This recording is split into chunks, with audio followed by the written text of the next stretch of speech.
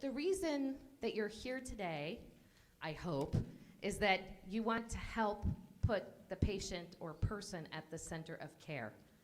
And we do that in so very many ways. And today's focus is really on the transition from hospital to home and not back to the hospital. So we serve people with multiple chronic conditions who need assistance with activities of daily living, instrumental activity days of living, transportation, housing, companionship, medication, all kinds of different things. And what happens often is that we all are in our silos of care. I mean, we're instructed by the way government is set up, right? Everything's in silos.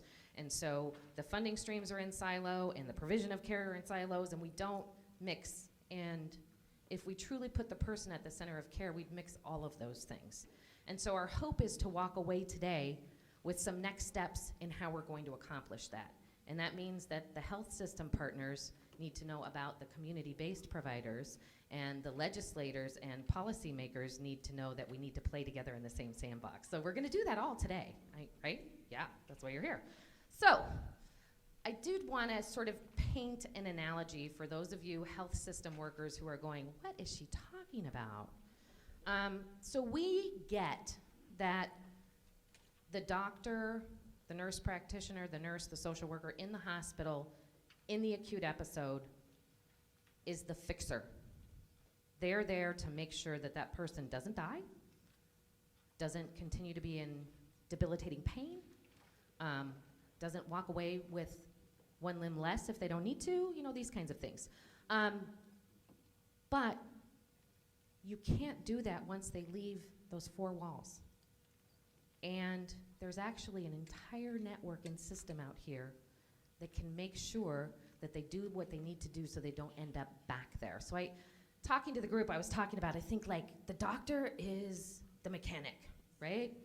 You bring the car to the mechanic, it's broken, fix it. The mechanic fixes it, you take it back out, you drive it through some more potholes, it breaks again, you bring it back. The mechanic tells you don't go down that road, you wake up late for work, you go down that road, you break the car again, you're back at the doctor, right? I mean, mechanic, right?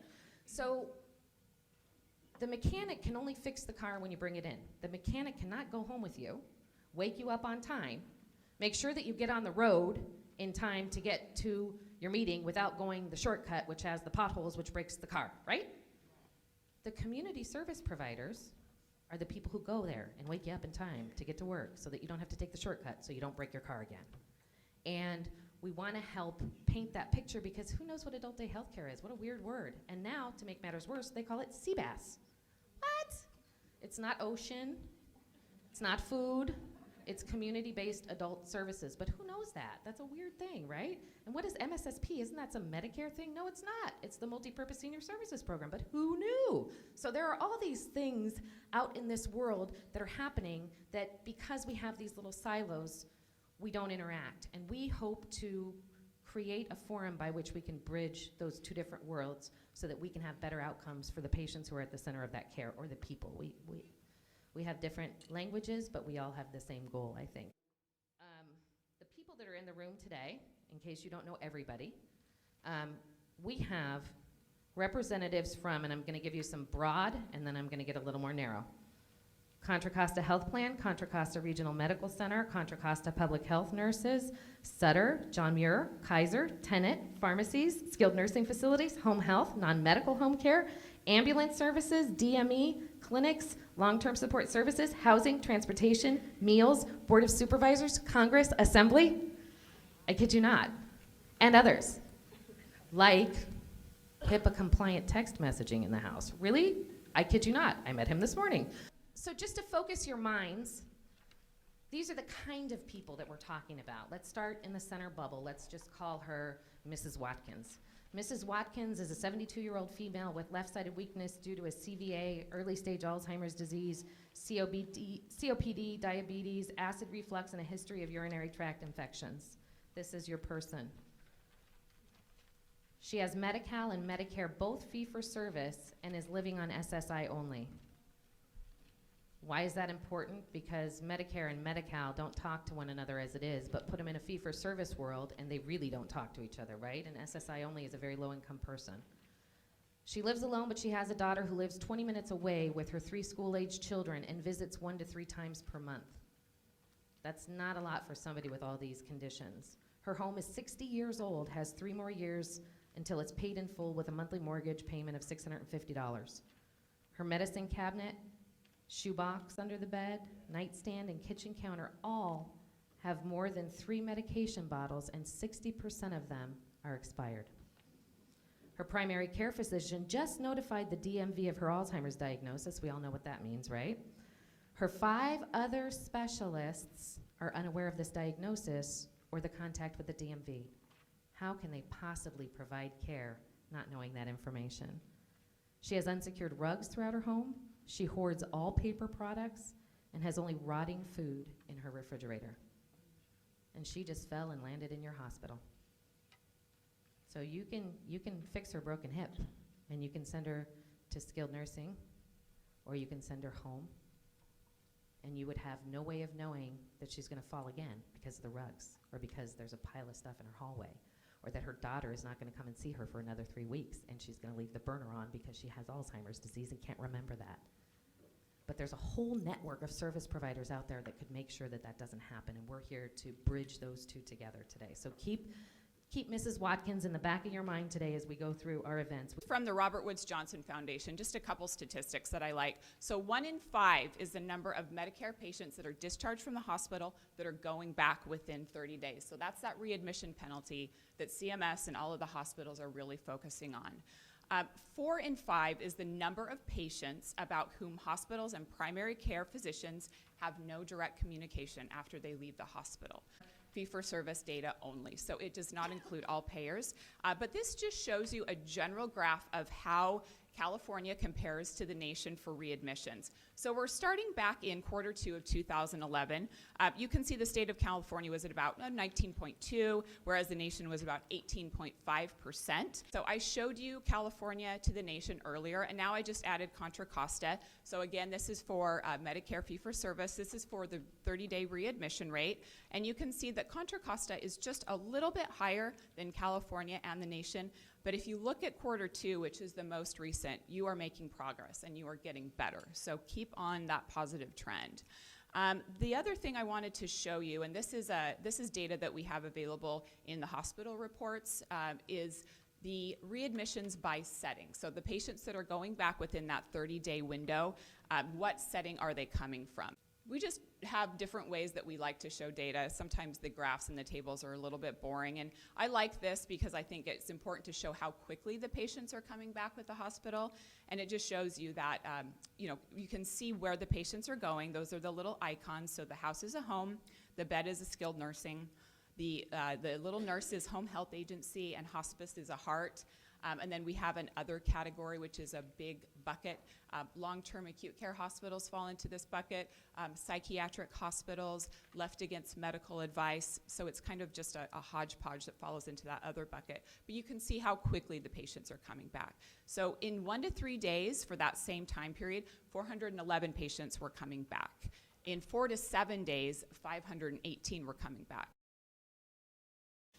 You probably know one of the things that we've done in the Innovation Center is an investment in community-based care transitions. I think we started with more than 100 organizations a couple of years ago. Some fell away, not because they weren't successful or they weren't getting results, but because we couldn't afford to carry all of them. So when the sequester happened a couple of years ago to take like 0.25% off the top, when you have an agency like ours, there's some things that you just can't take a percentage off of. So you have your contract to run the data center. You can't go back and say, oh, I want to renegotiate the contract. It's done. So what you can do is cut my travel, or you can cut grants that you're given to people that are on a year-to-year basis. And so we lost some players that way. We lost the project in San Francisco that way. But that doesn't mean that these folks aren't moving forward. The idea here, again, is to reduce readmissions for the highest risk Medicare beneficiaries and demonstrate the savings that are associated with that. We've got them around the country. I did have there are a couple of videos. I can share the link with you folks. They're a little too long to show today about some of the work some of them are trying to do. And we've just completed our first evaluation of the first year of the program. And like a lot of these evaluations, and I reread it this morning, we tend to do them too soon because we're very hungry to get the results. And that is natural. And so what we see in the evaluation is not a really significant reduction in readmissions, particularly for those organizations that are working with hospitals that didn't have a higher rate to begin with. But like I said at the beginning, it's not a raging success because it's hard, and we're not going to stop. We're not going to continue to try to improve this because we know that it's possible to do much better. You know, in the readmission space, we're pretty confident that we can go all the way down to 10% because there are institutions and communities that have done that. The thing that we're missing, I think, is what we're doing here today. So in this program, it was mostly AOAs and aging organizations that came into us, and then they try to bring hospitals, other people together, and it's hard to do that. They're different organizations. They have different business needs. This is kind of going to be an afterthought. It's not the first thing. Who really has a stake in the health of people and their survival and their quality of life? It's really about communities and places. It's really about place. And we do know from public health data that, you know, a person that lives in Oakland has 11 less years of life expectancy than a person that lives in Santa Clara County, at least parts of Oakland. So where you live makes a difference. And I think what we're going to see and what we need to do is take the information from these evaluations, look at the data that we're now making publicly available in a de-identified way about Medicare beneficiaries, and start to really measure, you know, how does this county do compared to that county, and why? Because I think some of them do better, and there's some work that's been done in this space. I'm actually giving a lecture today at the School of Public Health in Berkeley. I do every year for their students who are sort of online, and then they come in for this last week of the year. And I know there's a lot of exciting work happening in this place. What I really see is this convergence of public health, health insurance, our end of it, and sort of public policy, and we have to make that happen more. And I think we have to hold leaders in our communities accountable to pay attention to this. You know, I think the mayor ought to care about if the people in her city, you know, live longer than the people in some other city, and figure out why. As a matter of fact, Oakland just voted the other night, the city council, to create an agency to look at disparities and look at why some ethnic groups don't seem to get the same services or do as well in the city as others. It's a good place to start. Different places will do it different ways, but it's not just about affluence, it's about being smart. Said that, our lunch discussion was born, or a lunch homework assignment, summit assignment, whatever you want to call it, was created with the Transition Coalition. We were talking about what would really be the most effective thing that we could find out at lunch from this amazing group of people that are here, from transportation to devices to hospitals to social workers, nurses, and meals, and all these different things that touch people.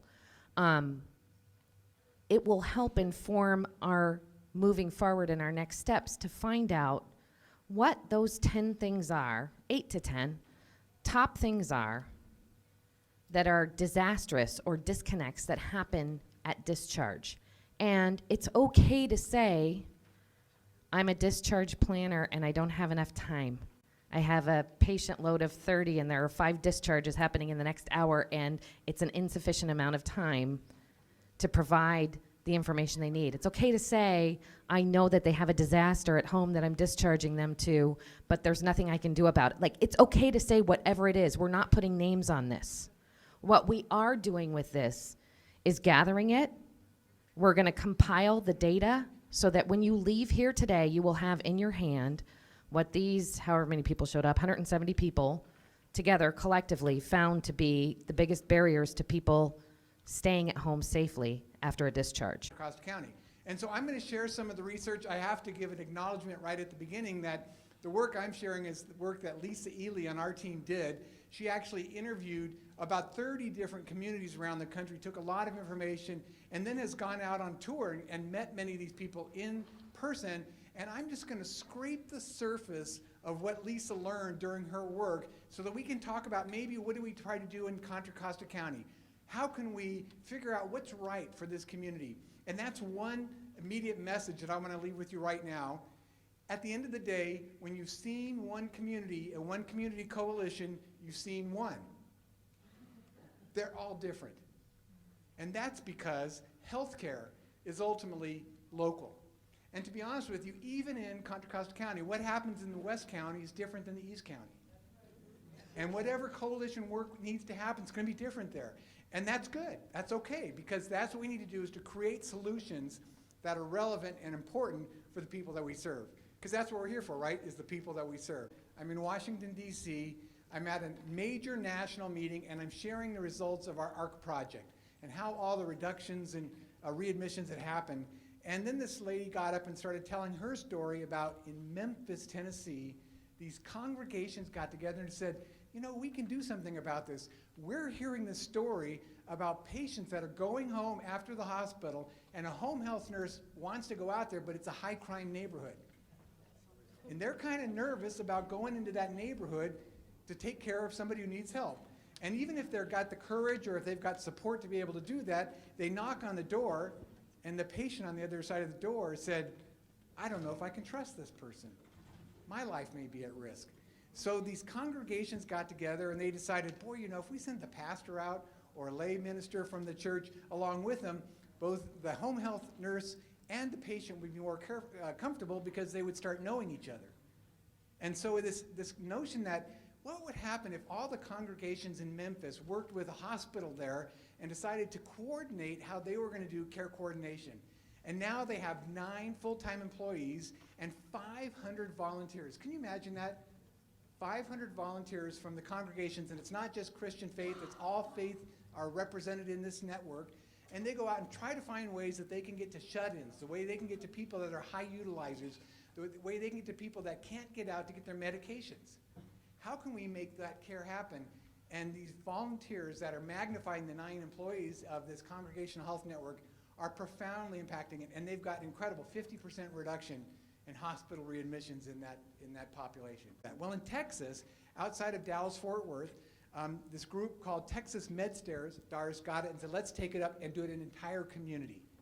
And let's get all of the EMS providers together to coordinate to develop these programs where when there's a 911 call, we can actually work with the physicians and nurses in the hospital to determine whether we have to bring them in or can we leave them at home.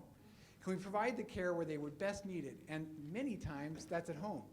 Or if they were on hospice and they're about to be discharged because they've been almost 6 months, is there a way that we can sort of justify the fact that these folks at the end of their life need to be on hospice?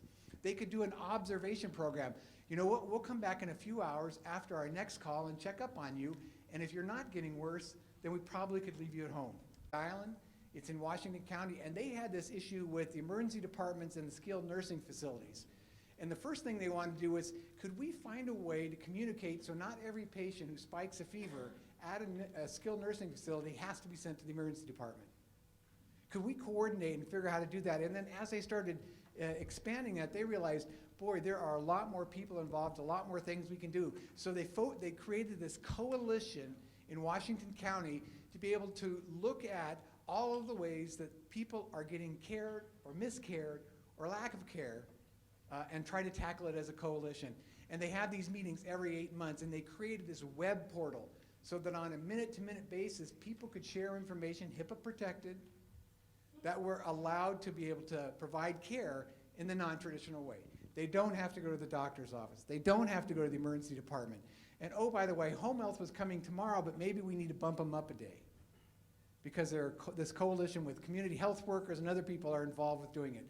So we'll go into more detail in October, and all of these programs have much, much more information and depth and knowledge, but I wanted to just give you a taste of what's going on around the country so that you could think about what do we want to do here. And we're putting together a manual for this, and we'll pass it out to anybody who's interested. This is the last part of the grant we have from the Moore Foundation to create a sort of knowledge book of all of this information, and how can a community who wants to get started. How can you learn from others? And so we found some of the keys to success that are common. And let me tell you first, when I tell you the keys to success, there are a lot of unique factors in there that go into it. Almost every case, there's some kind of champion. There's some kind of person who's got this fire in the belly who wants this thing to happen. Or there's an organization that has the fire in the belly. Or there's a group of people that have said, this is enough. We're going to make it happen in our community. But some of the keys to success are really about the details. I mean, where are your resources in Contra Costa County? What happens with all of those resources? Who accesses them? Who knows about them? What happens when they change? I mean, some of the keys to success are in the details. So mapping your community assets, knowing the issues in your community, and they're different. And like I said, in West County, different than East County. So how to understand those kinds of things are really crucial components to success. You got to bring all the right people to the table, and it looks like you got many at the table today. When you do that, it turns out that you're able to start finding funding partners. And every one of the examples we looked at, they found funding locally, and eventually they all found funding at the national level. You don't need a lot of money. You have meetings like this. And then you go back and you create networks and ways for people to communicate. So that's a little bit of the keys to success.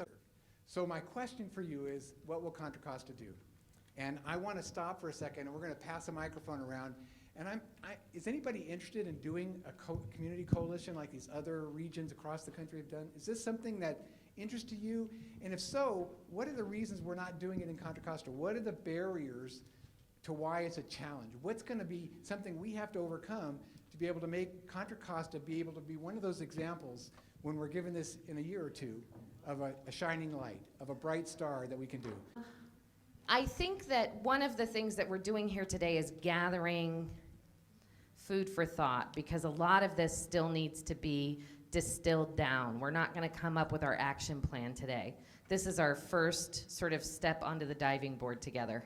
And we kind of have to figure out how we're going to do that as a group before we have some fall off and die, right? So we will be pooling this information together to come up with a whole group of things that we can start doing. And what I really want to see happen, because maybe I'm biased because I'm in the community-based services space, and maybe that's my lens, we want to see these partnerships happen, but we need the hospitals and the health systems to say, okay, we'll partner with you.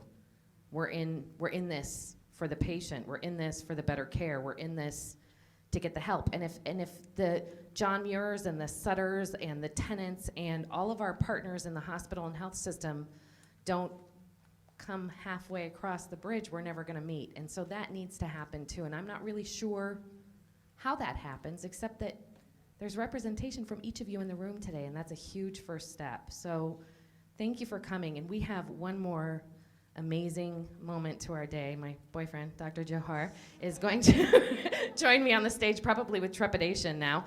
I was thinking right before I came up that I run a heart failure program. Heart failure is one of the Medicare diagnoses that is most frequently readmitted to the hospital.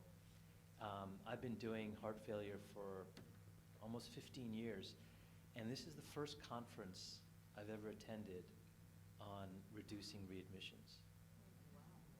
Now, there's something wrong with that, and maybe it's my priorities, maybe it's how the hospital arranges my priorities. I don't know, but I have to tell you that this has been truly memorable for me. I've learned a lot, and I'm amazed that there are so many people here. I really am. That right now there's really not that much incentive for folks to try to tackle this problem. It's really a matter of humanism. And you know, I was reading the New York Times, I guess it was over the weekend, and there was an article about the new treatment of heart attacks. And I'm a cardiologist. Um, the current sort of paradigm is to lower what we call door-to-balloon time. Okay, so when a patient's having a heart attack, they come to the hospital, and we want to get them on the cath table and put a stent in as quickly as possible, because time is muscle, right? There were incentives put in place by Medicare, by insurers, to penalize hospitals for not having a door-to-balloon time or having one over 90 minutes. So most hospitals, 80% or so, conform with that. But then a group of very committed individuals said 90 minutes is just not good enough. And we want to lower it further because we know that the longer you wait, the more heart muscle damage occurs, and usually the lower the life expectancy of the person.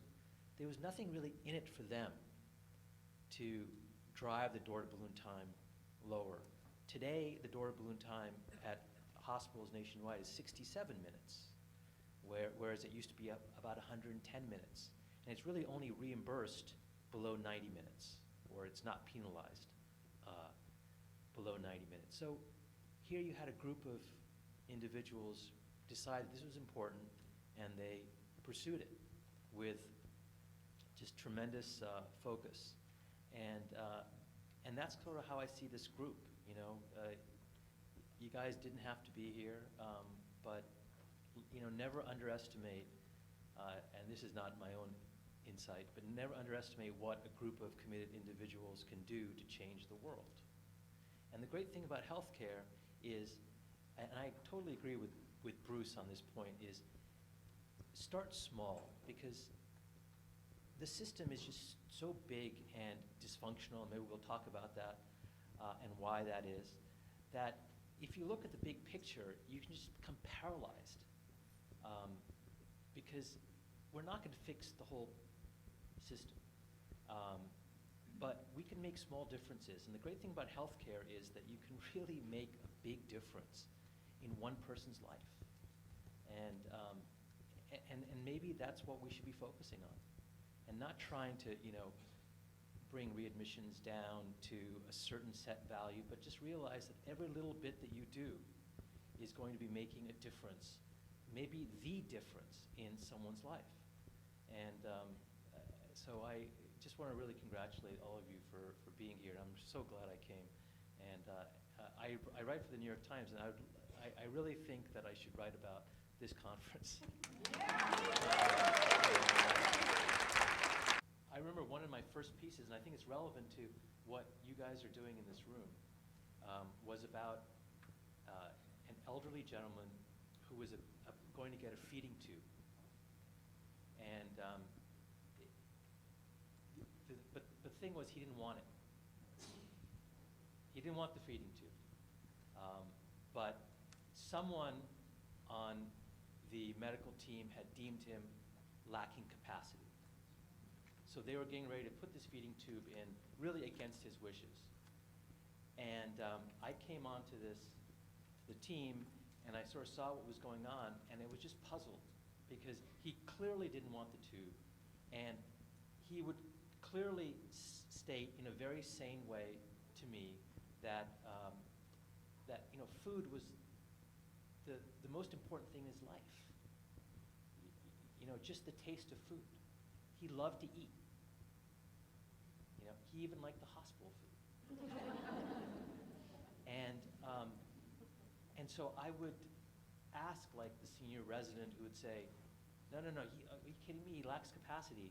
If you let him eat, he's going to swallow into his lungs, and he's going to get aspiration pneumonia and die. I said, yeah, but I don't think, like, when I would ask him, do you realize that if you keep eating, you might die? He said, yes, and that's fine with me. That was his choice.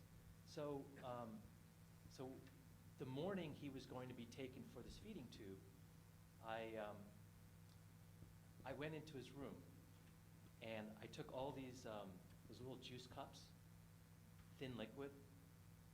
He failed his swallow test, by the way, but I I was positive that he failed it because he just didn't want to cooperate. He just had no faith, no trust in his healthcare providers. So I brought all these juice cups, and when I think about it, you know, in internship you're kind of stupid, and you have to be, right? To do what I would never do what I did today, right? Because I bought into the system, you know? It's you know, I've accepted my role in the system. And, but back then it was different. And so I took, and I sat down with him and I said, look, you're about to get a feeding tube. I know you can swallow. So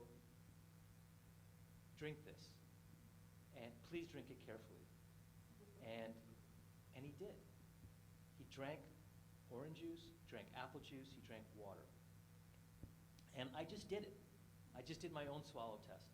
And then I wrote about it. But the point of the story is that I didn't fix the nationwide problem of aspiration pneumonia or dementia or whatever, but I made a huge difference in this one guy's life. And that's to me, that's the great thing about healthcare, is that we have that opportunity to do that. And if you can prevent one, you know, preventable readmission, you've made a big difference. You really have, in that one person's life. Your doctored book came out, which is The Disillusionment of an American Physician. And this was the Terry Gross Fresh Air show that I heard him, where he was, I guess you were on to promote the book because probably your agent that you really wanted made you get on the air and promote your book. But so this is the book that really, for me, highlights some of this, the breakdown in the system that we see on a daily basis. And I want to know, so you already had your agent, you already wrote a book, you didn't really need to do another one, so why this one? When I got my first job, it was in 2004. You know, I made that detour into physics. I ended up getting a PhD in physics from Berkeley. So that took 10 years, 4 years of undergrad, 6 years of grad school. So I took this detour. So by the time I actually took up my first job, it had been 19 years after I finished high school. So I was done. I was just like, this world better reward me for all that I've been through. And the other thing was that when I was in training, I never really thought about the actual mechanics of practice, you know, as a doctor. I was a lot more interested in like the physiology of heart disease or learning a procedure, or, you know, I wasn't really thinking about the culture of practice. And then when I started in practice, there were all these physicians in the hospital who were very vocal about their misery. And it wasn't just about the stuff that we already know, right? The paperwork and the litigation and the malpractice and all that. It was a more fundamental problem, which was that a lot of these folks were very caring, and then they got into a system that didn't allow them to exhibit that caring. It was really an existential problem. It wasn't a financial problem. It was just that they were just fed up. That this system, whatever it is, was preventing them from providing the kind of care that they had aspired to when they were younger. So I wanted to dive a little bit deeper into sort of what your realization was in coming to the disillusionment, and then how you see us rising out of that. Well, I mean, it's an extraordinarily difficult problem. I agree with this quadruple aim, you know, that fourth piece, which is to find joy in your work. It's so important, because unless we find that, we're not going to be able to help anyone. It's pretty straightforward, but we have to care for patients, you have to have resilience. And you know, and when physicians are very unhappy, most of the time their patients are unhappy too. She went to a skilled nursing facility and was sent back to the hospital about 6 days after discharge. So we were talking, and she said, I said, you know, when you go back to the skilled nursing facility, I want you to come see me while you're there, so that I know that they're not messing with your medications, or that we're on the same page. And she said, fine. And then she said, what about after I go home? And I said, well, you're gonna have to come see me in the office. And she just sort of offhand remarked, she said, do you think you could come see me in my home? She's 92 years old. And I automatically responded, no, I don't think I can do that. And then she said, why not? And then it occurred to me right then, the whole team of doctors who I'm training were behind me, and the nurse was there, and I said, I'm not sure why I can't do that. You know, it really wouldn't take that much time. She lives very, very close to the hospital.